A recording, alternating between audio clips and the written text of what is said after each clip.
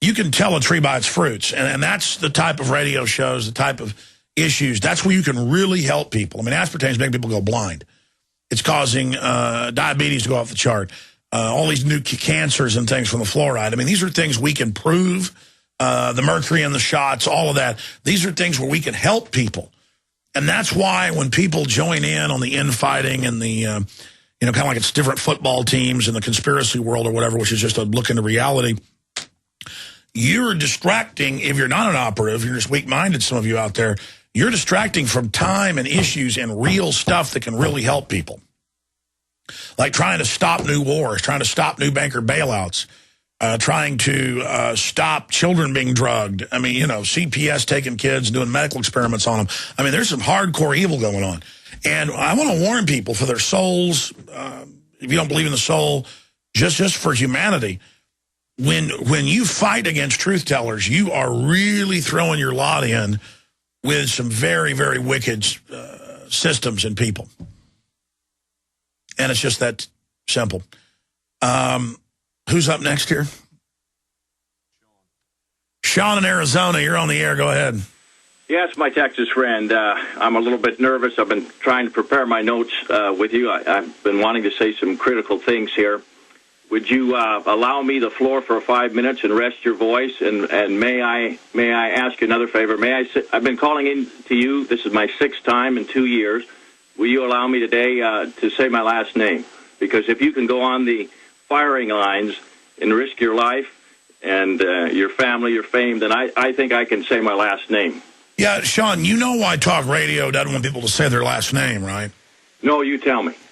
Because people call in and say they're somebody who they aren't, and then basically libel or slander that person. And that's no, I got it. Time is short. I got it. I'm going to say my name. I'm Sean O'Reilly.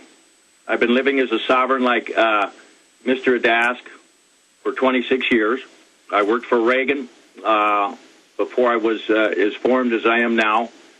And I want to point out a couple quick things to your folks. First of all, I've lived a Louis L'Amour life, and I call from Arizona, but I'm a Wyomingite. I've spent most of my life in Montana and Wyoming. I learned about the Constitution and the common law from my friend Red Beckman and your friend as well.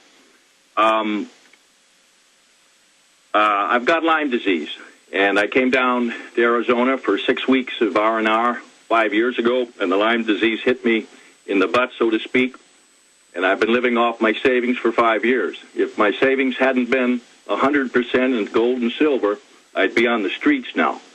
I live in my friend's RV on their ranch, and in the summer it gets pretty hot down here. I have no air conditioning, but we're tough in Montana and Wyoming, and I can't sleep in that the RV till midnight sometimes because it's so hot in the summer. So I wet down a sheet like the pioneers did, and I lay out on a picnic table, a bench, and when it gets about midnight, I crawl back into the RV. Now, I don't know what's the matter with our countrymen. You're a Texan, and I've lived a Louis L'Amour life, and sometime I'd like to talk to you if you'd give a common person an hour, because everything that I've done, I've run into the Rockefellers and Lawrence's Rockefeller's daughter. 20 years ago, I had a fight about Castro, about Fidel Castro, because she told me that she used to go down and visit him. Well, she must have went down and visited him with David Rockefeller's grandchild. You had a Dask on here earlier. He's just stellar. He gets it. You get it. A couple things. Iserby. I'm the guy that they gave this document that I took over to the Bush boys, which were the 4 of them, I believe, at the Ponch, a Train Hotel, on the morning of the Thursday morning of the last week of the convention, and it was the history on George Herbert Walker Bush, and they told me not to look at it. And I took it across Jefferson Avenue from the 67th floor of the Detroit Plaza Hotel in the Renson over to the Ponch, and every Detroiter that's listening knows about that.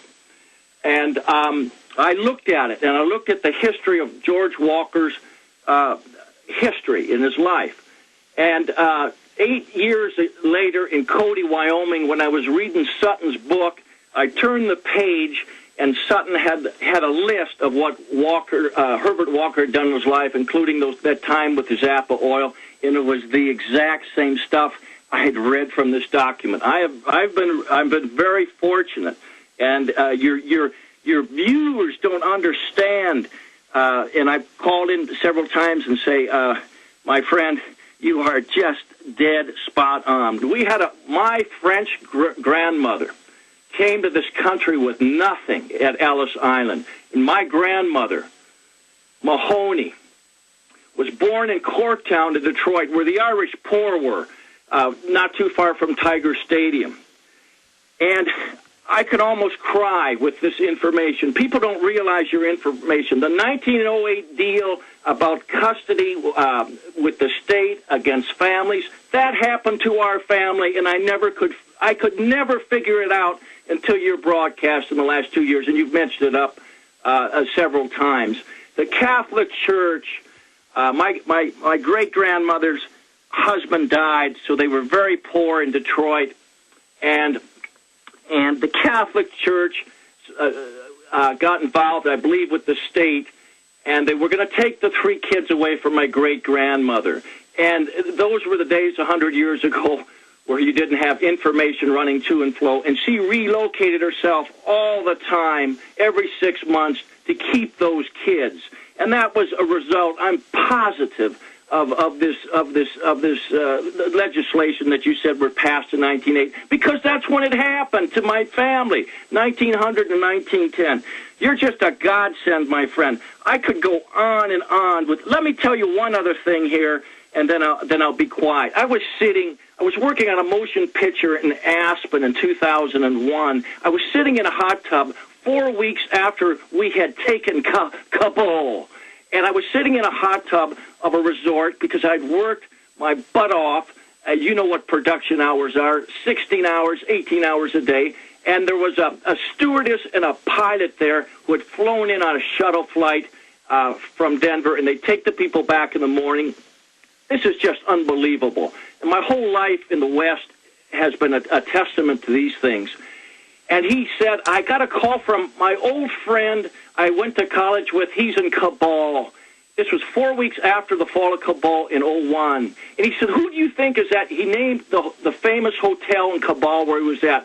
Who do you think's on the 3rd, 4th, 5th, and 6th floor? And this pilot was telling us, I said Ashley Bancroft, who was that hot little number at MSNBC at the time. He said, oh, yeah, she's here too. But Halliburton, Dick Cheney, that phony that we've known in Wyoming all these years about, his people were there. It was all about the pipeline. Wake up. Give to this program. Give to Alex Jones. Forgo your whiskey and your cigarettes. If I can forgo a little bit of money. Hold on. Now, listen, you're very nice, sir. But if you're living in an RV with no air conditioning and sleeping outside, you'd probably actually be healthier than most people living in air conditioning. The point is, you're great, and God bless you, and it's great to hear from you, Sean. But listen, I do not want people to donate who are not in great means. And of course, it's always folks who don't have much who want to give. The globalists pull their money, or more often than not, take our money and then get it through corporate welfare and then use it against us. This is just about, you've seen the growth of our operation. You've seen the changes we've made. And these money bombs just create pure capital with these worthless Federal Reserve notes that are becoming more worthless every day to put it into more crew. And then I can really, because I don't want to hire people and then have things go even more south and have to lay them off in 6 months. This allows us for like a year to be able to hire 4 or 5 more people, get some equipment we need. The way it's going to be able to hire like 3. They get some of the equipment, some other stuff. But InfoWarsMoneyBomb.com or 888-253-3139, 888-253-3139. Let's go ahead and go to Eric in Oregon. But listen here, Sean, I don't want you giving to the money bomb, okay? All right, because When people of no means or little means start giving, because you have means to call in, you have means to speak out, that's the most powerful thing in the world. But I mean, financially, then I don't want to have to, when I buy the crew lunch or when I, do something with my wife or whatever, like start, I'm not like one of these preachers saying, widows might give me all your money and God's going to bless you. Okay. This is a temporal thing where, just on the surface, we're fighting tyranny. And if people believe in it, they can donate to it. And the idea of voting with your dollars, the idea of supporting alternative media, period, that is beautiful, that's strong. And the howls, I wasn't even going to do a money bomb this year. I just wasn't going to expand. But things are shutting down so fast, we kind of need it. If we want to continue at the level and perhaps grow. But then I see the howls of people, you better not have a money bomb. And that's because they've put this meme in, this psychological trigger, that little people aren't supposed to get together and build things and do things. That it's somehow bad to even sell a book or a DVD. But the government, it's moral to take your money at gunpoint and use it against you. This is the type of bizarreness that we've got going on. Not just this article, but guys, Will Jones was showing me where he was confirming that they're making people thumb scan to rent video games or buy video games in Miami. And I want to give this to Watson because this is interesting news. But I hope, I guess Will's here. I'll talk to him during a break. Something about these marathon broadcasts, only breaks are when I play a clip or something. I want to take a few more calls. But then out of all these reports we've got, we just played the mega rant. But I think I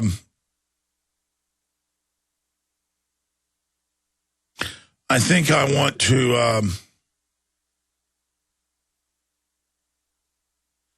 play brain-eating vaccines, because that's important. People understand how they can chemically, biologically put this stuff in us and control us. I don't know, we have the Libya genocide, but that's just a short clip of a little kid. Oh, there's so many of these.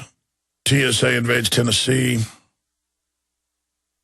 Kind of give folks an idea of what we've been doing here. Let's get ready with the brain-eating vaccines in a minute, okay? Let's go ahead and go to Eric in Oregon. Eric, you're on the air.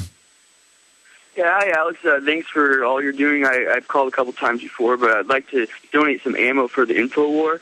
And I don't have a lot of money to donate, but my ideas could help the info war and get information out to wake people up. So I thought if I can send in some of this memorabilia I've been collecting over the years, my whole movement I started was the Hemp Everything movement, getting people that care about hemp to come together and say, hey, we're not going to buy the hypocrisy and these people that are transnational corporations that want to take our industry over to China, all these places, and build our economy back.